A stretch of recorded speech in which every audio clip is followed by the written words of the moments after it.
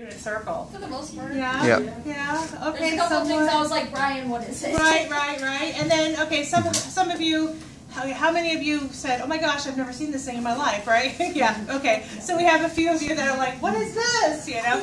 I hid mine strategically behind there so you guys wouldn't cheat. I really wanted to just kind of get a feel for what you remembered and what you didn't remember on that aspect, okay? But today it's a little bit different. We're going to go over how to solve trig functions, simplistic ones. Then what we're going to go into tomorrow and the next day is how to verify and simplify them. If you can remember that. I think if it's like a fun math puzzle, you guys might think of it as torture. So we're going to kind of go both ways, and then we're going to put it together where we're going to clean it up and then solve. Okay? So are we good so far? Yeah. Okay, so what I want to do is I want to put the worksheet, there's 4 problems really that I kind of want to just review. There's 4 with multiple parts. I kind of want to go over them and see what do we remember, what don't we remember, what do we need to talk about, what are the rules of the road. There's a lot of little tricks that we went through. The unit circle played a great big part, if you can recall, in solving. Okay, so that's why that kind of goes first when we're looking at that. Well, I really did miss you guys, I'm being honest. I had a good summer, worked summer school. I only had 2 weeks off, basically. Yeah, it was interesting. But I did a road trip with EJ up to northern Michigan, 25 hours in a car. You really get to know people that way. Try. There's the plus right there, FYI, just in case I need to know. Okay. It's different? Okay, Yeah, it's so better than the last one. back at it here. Let's talk a little bit, first and foremost, about my favorite thing, my unit circle. Okay? So the unit circle, A new one? it's been through a lot. Coffee. Sentimental value. Actually, I think, yeah, sentimental value. It's a, you know, It's a ring. the fridge melted, yeah. So here's the deal. We're going to talk a little bit, review for a moment. Some of you said you loved it. Some of you don't remember ever seeing it, so it wouldn't hurt to kind of go over a little bit, just to kind of review. The unit circle is composed of 3 very important components, right? Degrees, radians, and the ordered pairs, right? Mm-hmm. The degrees and radians go back and forth. They toggle like you would do feet and inches, back and forth. You know, they're comparable to each other. You just have to figure out which one is goes where. Now, the ordered pairs, by far, hold the most importance. And what, if you can remember, the ordered pairs represent the obviously an x and a y. Which one represents for y and what represents for x? Yes. Cosine is your x, sine is your y. And what was an easy way that I told you to remember that? C comes before s and x comes before y. Yeah, does that make sense? So your x and your c go together, and your y and your s go together. Think of it that way, okay? Because a lot of people last year were like, I can't remember which one was which, you know? So that might help. So if I said, what is the sine of 30 degrees? What is the sine? That works. What is the sine at 30 degrees? What would you tell me? 1/2. 1/2, right. Okay, and what if I said when sine is square root of 2 over 2? Back at it, sorry. Okay, so what we typically do with this is if we're given particular degrees or radians, we can find the sine and cosine. What we have up here is a little vice versa. We are actually going to be given the actual answer, whatever value it would have been, and we have to solve. So let's review for a moment. From 0 to 2 pi, what does that mean to me? Radians. Use radians, and? It's 180. 180. So 0 to 2 pi. 2 pi. 2 pi. Oh, 360. So it's the whole face of the unit circles where our answers need to fall from. Does that make sense? Yeah. Okay. So if it said 0 to 180 or 0 to pi, we would know we were only working on that half of it. Does that ring a bell? Yeah? Okay. How many solutions do each of the equations have here and explain? Okay. So think about this for one moment with me as well. We have our x and our y values, right? And you notice that it's broken up into 4 quadrants. Everybody good with that? So if I'm in this first quadrant, tell me what we know about the x and the y. Both positives, correct? Okay. So sine is positives and cosine are positives. Now, how about over here in second quadrant? See, cosine is negative, sine is positive. Right. Negative x, cosine, positive y, sine. So we're good. Anytime I see that there's, right. So moving on over here. What are we? Both negative. Both negative. Negative x, negative y. So when I'm looking at that, that's where that happens. Last but not least, fourth quadrant.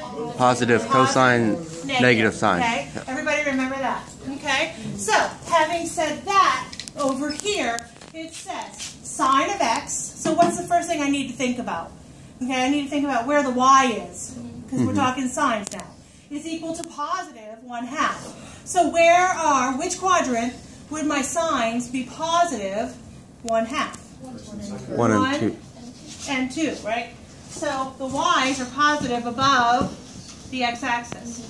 Positive 1 and 2. So here's the question. Between 0 and 2 pi, how many solutions does each of these have? Okay, so from it's fun, but not that much fun. So it's infinite answers, but realistically it's 4 answers. Correct, because we are limiting ourselves between 0 and 2 pi. Yeah. So what do you think so far? Okay, having said that, that same technique, I'd like you to try the sine of 3x one without me, perhaps, and see how we just did them a minute ago. And 17 pi over 6. And then 25 pi over 25 pi over 29. and then 29 pi over 6. Okay. Any confusion, questions, comments, concerns, issues on how we got those particular numbers? Yes, the way it worked? You looked at it on the unit circle? We did. So what we did, because just a recap, because you weren't here, we have pi over 6 were the original, and 5 pi over 6. And we knew we were looking for where y is 1/2, but positive between 0 and 2 pi. So we overextended ourselves because of this 3x here. So then we said, let's go around again and see. And that's this, 13 pi over 6. So you went again, that's the 17. And then we said, heck, we're having so much fun. Let's do it one more time. Okay? So that's 25 pi over 6. And then over here, that's 29 pi over 6. So, however many times it has, or the b. That would be a good thought. Do Okay. it at least that many times? That's Now probably a good thought. Okay, now, having said that, we're not quite there with our answers. Why? Because it's 3x equals that. Okay? Right, divide everything by 3, basically. So instead of over 6, it's over 18. So each of these numbers will be over 18. Okay, does anybody have any issues with that? So far, so good? Magic number is between the 0 and 2 pi. Do each of these can still fall between 0 and 2 pi? Well, how would I know that? You can just divide it. What would the number be on top? 36 pi over 18 would be 2 pi, right? Yeah. So are these all within the limitation of 36 over 18? Yes. Yes. So those are my answers. So as long as the fraction is not more than 2. 2 pi, Yeah. right. Right, that's right. Okay. In this case, because it's between 0 and 2 pi. Yeah, whatever the parameters would be. Though. Right. Did it ever do anything more than that or less? We than never that? really hit 3 pi. It might say like 0 or like 1 pi, like Yeah. 0 to pi. Yeah. Okay. Yes. So how does that come out on the wave thing? Well, okay, so 3, you do 2 pi divided by b, right? 2 pi divided by b is 2/3 pi. So one full wave happens in 2/3 pi. So then it continues. And then it continues again, if that makes sense. Okay? Yes? Why is it 36 on the top? We want to have our denominator in this case that we're utilizing is 18. Okay. So what divided by 18 gives me 2 pi? So it's 36. Okay. Does that make sense? Yeah. Okay. All right, so comfortable? So life is really good when it is on the unit circle. 1/2 is on the unit circle. What happens when it's not? Cry. No, we don't cry. We could. Well, maybe you won't. Well, I won't. Well, you won't either. Yes. Use your calculator. Use your calculator. What do you need to know about that calculator? Radians. Radians. Your radian mode. I don't Yes. know. Is it one unit circle though? Yeah, it is for 45 degrees. How to operate I it. thought you need to know. Because if you look at the coordinates. Yeah, you're right. Smart cookie. What happens if it's not? Okay, good job. Oh no. It is on there. Oh no. You broke it? No, it's dead. Oh, sadness. That's calculator sadness. extra. Oh, friends, that's what friends are for. You are 100% right. It is on the unit. It has to be charged? Oh. No, it's the battery died. You can't. I mean, I could replace it. It's cheaper to buy a new calculator. Right. Yeah, it'd probably be cheaper. You're probably right.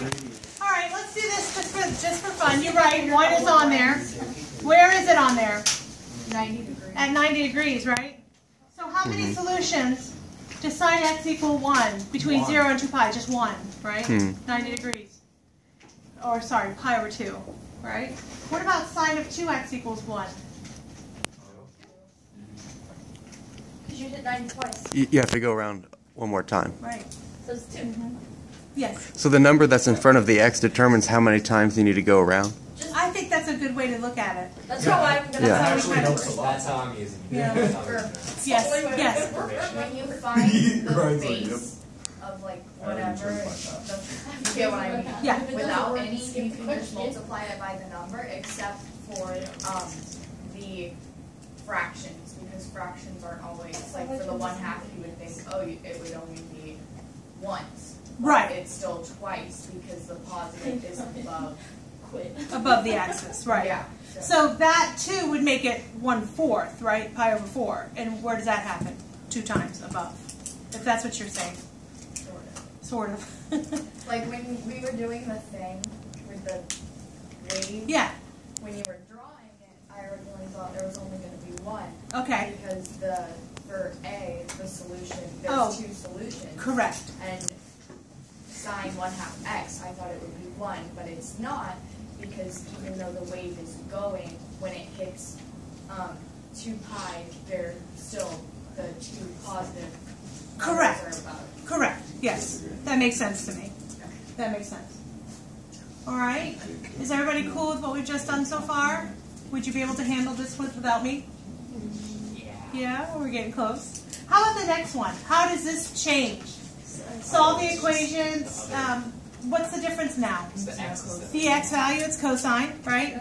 Same thought process, except for it has cosine involved.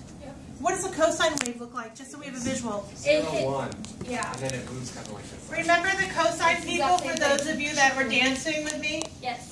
So the sine people started at 0, and then they worked their way up and down and up. They were just the least excitable people. They did their thing. And then what happened with cosine? Where does that start? Excited. It starts up here, right? And then what do? They go down and then come up, right? So if I'm thinking of my cosine wave, and I'm going to start up here, come down, go up, this is all the way to 2 pi. This is 0. So far, so good? Having said that, how many places would cosine be positive 1/2? Okay? You can't hardly see that, I'm sure. So where does cosine equal 1/2? Well, it's above the x-axis, here, and here. Would you agree? So if I'm thinking about it numerically, cosine equals 1/2 here, and positive 1/2 here. Yeah. Somewhere over here. Here. All right? So does that make sense what I just said? Okay? So it makes sense if I'm thinking of this as my quadrant. First, if I cut it down the middle, first, second, third quadrant, and then the last quadrant. Okay. So that kind of helps as well. So if I'm thinking of those two, having said that, looking at the cosine of 2x equals 1/2, we do the same process we just did. So what were the answers for cosine of x equals 1/2? They were pi over 3 and 5 pi over 3. Yeah. Okay? Yes. In the cosine cases, the number before x is the same function, right? It's like how many times you go around, but it's just cosine this time? Yes. Okay, cool. Yes, 2 pi divided by b. Yeah. And so what about this answer here? It's this guy and that guy. And then what happens? Add, right? Yeah. How much am I adding every time? Let's think about it. Then you're adding 6/3. Yeah. So 2? My question I'm asking you, the reason why I'm asking you this is because these are really nice Yeah. and pretty, right? They're on the unit circle. But what happens when the number is not on the unit circle, which I was trying to do a few minutes ago, but it didn't work out the way I wanted it to. So cosine of x equals 1/2, you know? So if I'm thinking about my cosines, right, my first answer was here at pi over 3, 60 degrees. I like thinking about it as degrees. It makes better sense when I talk. So the 60 degrees here, right? So that is 60 degrees from the x-axis. Does that make sense? Okay. And then what would the other one be down here? It's 60 degrees this way. Would you agree? So what is the distance between this guy and this guy? 120 degrees. Okay. So keep that in mind. That sometimes that makes sense. That it's equidistant from here to here than it would be from here to here. So if I'm looking for something that kind of fell in between pi over 6, let's say, you know, pi over 5. So cosine of x equals pi, whatever value falls in here. I knew I would be pi over 5 away. What would my other answer that would match up to it for cosine be? In between the 330 and 315. Right, it would be down here. So keep that in mind, that you still can do it. You just know that it's not going to always be perfect on the unit circle. Okay? Are we comfortable with this so far? Yeah? All right, moving on. Those were 2 questions. There's a total of 4. All right, how about this one? Solve the equation between 0 and 2 pi. Begin by starting with the number of solutions for each. You have to think about that, kind of. It makes better sense if you do. So sine is square root of 3 over 2. Is that on my unit circle? Yeah, thankfully, yes, right? The sine is the square root of 3 over 2 at 60, or pi over 3, right? And also, where else? 120. Okay, don't get caught up in the whole, oh, it's down here because we just did cosine, right? Yeah. So it's here and here, right? Everybody comfortable with that? Okay. What happens when I go to this next one? Sine of 2x Go around equals. another time and then chop it in half. Right. So I'm here and I'm here. I go around again, and then I'm here again, and then divide them all by 2. Yep. Right? Are we feeling it? Yes. Sweet. Are we feeling it? Yeah, yeah. Any questions? Are we good? Yeah? Okay. All right. So, you think you get it? So my... No, I was talking about calculator. Oh, good. Yeah, you think you get the calculator. Good. So my my little homework assignment for right now to finish is to do these 4 problems. So just to see if we get it. Okay. So it's cosine of x equals 1. It says solve the equations and then start by telling us how many solutions for each. So there's our 4 things. We can get them done in class. Ooh, we won't have any homework. You can work together. You can talk with each other. You can reason through it however you want.